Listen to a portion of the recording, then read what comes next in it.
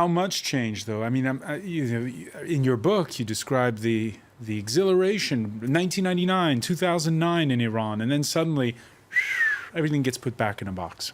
Yeah, but Iran works like in waves, and indeed 2009, lots of restrictions. The supreme leader came back as a big chief. But we got surprised again in 2013 when Hassan Rouhani got elected. He's not a reformist, but definitely he's a pragmatist. He's a moderate. And it shows also, I mean, the supreme leader is an ideologue, but he knows how to be pragmatic when it's necessary. And this time he let Rouhani win. Why? Because the sanctions were hitting the country. The country was really suffering in terms of the economic situation. And one of the solutions was to start talking again to the West, hoping to release the sanction in exchange with reducing the enrichment of uranium in the nuclear program. So I think, I mean, I agree with Viviane. We've never been that close to a deal. Iran and the US both really want to get rid of this issue.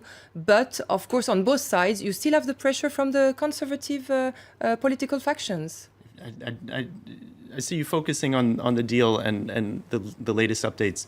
It's important to remember, everyone's negotiating through the press at this point. They're playing brinksmanship. They're trying to get concessions. Few leaks, though. There's few leaks. It's being very tightly held, but they're trying to through the optics of whether we're willing to walk away or not. They're trying to influence the other side and get concessions and push it really to the last minute. We'll probably know on the very last day, maybe the very last hour. The paradox of the nuclear talks, though, is that they're extremely important and they're also anecdotal. They're extremely important because they're the first engagement.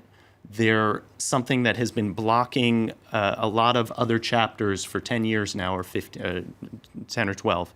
But you're cautioning against some kind of domino effect that can solve all the other problems. Well, first of all, it's not only that. No, I was actually going to argue something else, that the fact that there are these communication channels, the fact that the U.S. Secretary of State and the Iranian Foreign Minister have a warm, cordial, open relationship.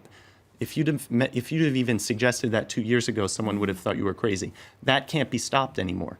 Those channels, there are too many problems in the region that have to be solved, that Iran needs solved, that the United States needs solved, that everyone needs solved. Those channels, those communication channels, even if the deal falls through, you mentioned, they will keep that communication will continue, and it will improve over time.